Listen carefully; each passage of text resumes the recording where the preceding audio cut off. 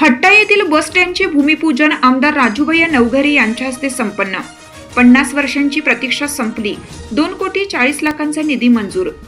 वसमत तालुक्यातील हट्टा येथे परिवहन महामंडळाच्या 3 एकर जागेवर होणाऱ्या बस स्टँडचे भूमिपूजन शुक्रवार दिनांक 5 जुलै रोजी आमदार राजूभाई नवघरे यांच्या हस्ते सर्व गावकऱ्यांच्या उपस्थितीत मोठ्या उत्साहात पार पडले. हट्टा हे तालुक्यातील सर्वात मोठे गाव असून गेल्या 50 वर्षापासून येथे बस स्टँड नव्हता. या प्रश्नासाठी माजी सरपंच सौ सारिका खाडे यांनी उपोषणही केलं होतं. डिसेंबर महिन्यात आमदार राजूभाई नवघरे यांनी परिवहन मंत्री प्रताप सरनाईक यांच्याकडून या कामासाठी 2,40,00,000 रुपयांचा निधी मंजूर करून आणला. आचारसंहितेमुळे रखडलेली प्रक्रिया अधिवेशनानंतर पूर्ण करून भूमिपूजनाचा मुहूर्त ठरवण्यात आला. दुपारी 1 वाजता झालेल्या या सोहळ्यात प्रथम डॉक्टर बाबासाहेब आंबेडकरांच्या पुतळ्यास अभिवादन करून पूजन करण्यात आले. यानंतर आमदार राजूभाई नवघरे यांचा गावकऱ्यांच्या वतीनं भव्य सत्कार करण्यात आला. नवीन सुसज्ज बस स्टँडमुळे परभणी वसमत मार्गावरील सर्व बसेस हट्टा येथे थांबणार आहेत. त्यामुळे विद्यार्थी, महिला, ज्येष्ठ नागरिक आणि दिव्यांगांना मोठा फायदा होणार आहे. यावेळी बोलताना आमदार नवघरे म्हणाले, मी विधानसभेत फक्त आवाज उठवला. मुख्य रस्त्यावरील शेती गावच्या विकासासाठी दान देणाऱ्या एन.डी. देशमुख यांच्या आजोबांसारख्या ज्येष्ठांचे हे श्रेय आहे. या कार्यक्रमाला भाजप प्रदेश सदस्य एन.डी. देशमुख, प्रशासक सरपंच दीपक हातागळे, बाजार समिती सभापती विनोद अंभोरे, बाळूमामा ढोरे, माजी सरपंच सौ सारिका खाडे, सौ नुसरत शहा सिद्दीकी, किरण देशमुख यांच्यासह सर्व पक्षाचे पदाधिकारी आणि मोठ्या संख्येने नागरिक उपस्थित होते. कार्यक्रमाच्या यशस्वीतेसाठी राष्ट्रवादी अजितदादा गटाचे नेते किरण देशमुख यांच्या मार्गदर्शनाखाली कार्यकर्त्यांनी परिश्रम घेतलं. हट्टा येथील गावकऱ्यांबद्दल काय म्हणाले आमदार राजूभाई नवघरे पाहूया. आज आपण बघितलं असेल की आपण या बसस्थानकासाठी जवळपास 2,40,00,000 रुपयाचा निधी उपलब्ध केलाय. त्या बसस्थानकाचे वैशिष्ट्य म्हणजे त्याचे 4 प्लॅटफॉर्मचं आपलं इमारत होणार आहे. एक कॅन्टीन, एक प्रसाधन गृह आणि हिरकणी कक्ष महिलांसाठी इथं उपलब्ध होणार आहे.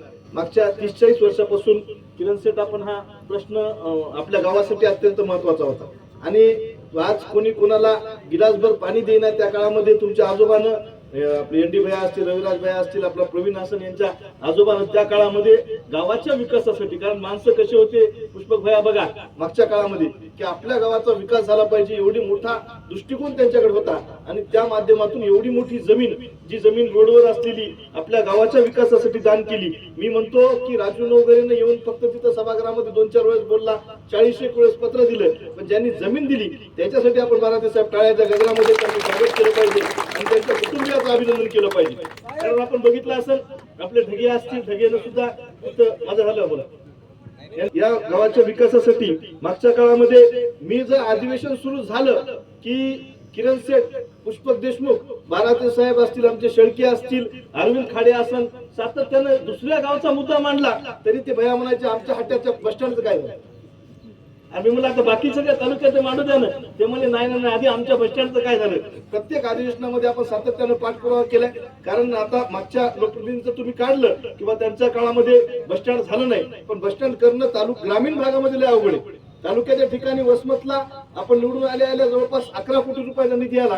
त्याच्यासाठी तालुक्याच्या ठिकाणी एवढं परेशान व्हावं लागलं, त्याच्यासाठी हट्ट्याला होणं जरा अवघड होतं. त्यामुळे मागच्या काळामध्ये झालं नसेल, पण तुमच्या सगळ्याच्या प्रेमामधून मागच्या काळामध्ये सातत्यानं या हट्टा गावानं माझ्यासारख्या कार्यकर्त्यांवर 2 वेळेस प्रेम केलं.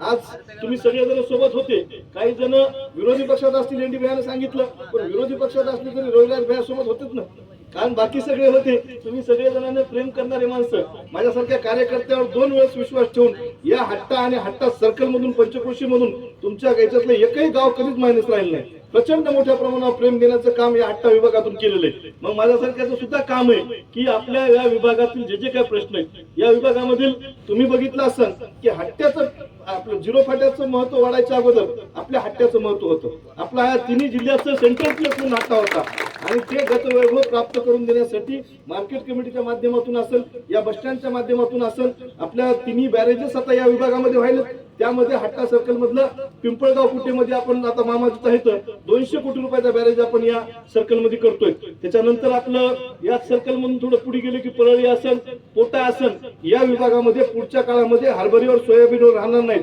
तर या विभागातला शेतकरी सुद्धा हळद असन, केळी असन आणि ऊसाकडे आता वळणार आहे. त्यामुळे या विभागामध्ये बस स्टँडचं काम असो, बॅरेजेसचे काम असो, या विभागातले रस्त्यांचे काम असो, शेत रस्त्यांचे काम असो, या सगळ्या रस्त्याच्या कामासाठी निश्चित पुढच्या काळात सुद्धा तुम्हाला आम्हाला काम करायचंय. आज 2,40,00,000 रुपये आपण केले. तुषार खोपचे नावाचे आपले कॉन्ट्रॅक्टर आहेत, इंजिनियर आता आलेले, पण पुढच्या काळामध्ये अजून 2 कोटी रुपये निधी या बस स्टँडसाठी वाढवून घेण्यासाठी आपण प्रयत्न करतोय. 4-5 कोटी रुपयाचं सुसज्ज असं जर बस स्टँड झालं तर या विभागातील शेतकरी असतील, शेतमजूर असतील, या विभागातलं सामान्य माणूस असेल, विद्यार्थी असतील, यांना कोणत्याही अपघाताला तिथं पुढे जाण्याचं काम पडणार नाही. या विभागातील सगळ्या सामान्य माणसाची अडचण या बस स्टँडच्या पाठीमागून झालेलं आहे. त्यामुळे हट्ट्याचं झालं, मग लगेच विनोदराव म्हणले आम्ही मार्केट कमिटीच्या जागेच्या संदर्भात बघायला जोळा बाजारला झालं तर बरं. मग आमचे उपसभापती सचिनराव आहेत, ते म्हणले आमच्या मागच्या काळात जुन्या काळामध्ये निजामकालीन आमच्या इथं बस स्टँड होतं म्हणले तोंडी स्टेशनला, ते लवकर करा भैया. त्यामुळे हट्ट्याचं झाल्यामुळे आता जास्त काम लागलं बरं. त्यामुळे तरी एमएम साहेब अगले इसमें इसको 2 कोटी बढ़ा के देंगे आणि वसमत मध्ये 5,000च्या व 7,000च्या वरी ज्या ज्या ठिकाणी लोकसंख्या आहे, जवळा बाजार सारखं ठिकाण असेल, कुरुंदा असेल, गिरगाव असेल, सोंडी आंबा असेल, ज्या ज्या ठिकाणी 5,000च्या वरची लोकसंख्या आहे त्या सगळ्या ठिकाणी बसस्थानक झाले पाहिजे. या विभागातील इरिगेशन वाढलं पाहिजे. या विभागातील तरुणांसाठी आपण 50 एकर मध्ये आता 50-55 एकर जागा कमी होती, बागलपाडीला आपण MIDC करतोय. जे जे काही प्रश्न आहेत या प्रश्नाचा उकल म्हणून मी तुमच्या सोबत राहणार आहे. राष्ट्रवादी काँग्रेस पक्षाचा म्हणून, आमदार म्हणून नाही, तर तुमच्या कुटुंबातील लहान भाऊ म्हणून तुमच्या सोबत राहून या विभागातील विकास कामं करण्याचा प्रयत्न भविष्यामध्ये करतील. आम्हाला एनडी भाई तुम्ही म्हणले की बाबा वेगवेगळ्या पक्ष संघटनेमध्ये आपण काम करतो, आम्हाला इथे राष्ट्रवादी, शिवसेना, भाजप याच्या पलीकडे जाऊन प्रेमाचं नातं कळते आणि सगळ्यासोबत त्याच्याच पद्धतीने वागून या विभागातील विकास झाला पाहिजे. कारण तुम्ही बघितलं असं सरपंच जर व्हायचं असलं तर अरविंद खाडे आमचे हे आहेत आपले हातागळे, कुठे दीपक हातागळे, या निवडणुकीला सरपंच व्हायचं असलं तर आता एवढी अग्नी परीक्षा द्यावी लागती की विषयच नाही. मला तर आता 4 लाख लोकांतून आमदार केले तर मला भेदभाव कसा करता येईल? मी सुद्धा त्याच पद्धतीनं सगळ्या जाती धर्माचे वेगवेगळे प्रश्न आहेत त्या प्रश्नाच्या संदर्भामध्ये असेल. या विभागामधून जो शक्तीपीठ चाललाय, पुष्पक भाऊ तुम्ही म्हणले, पण तुमच्या सोबत असलेले लोक चुकीच्या पद्धतीनं मांडणी करतात.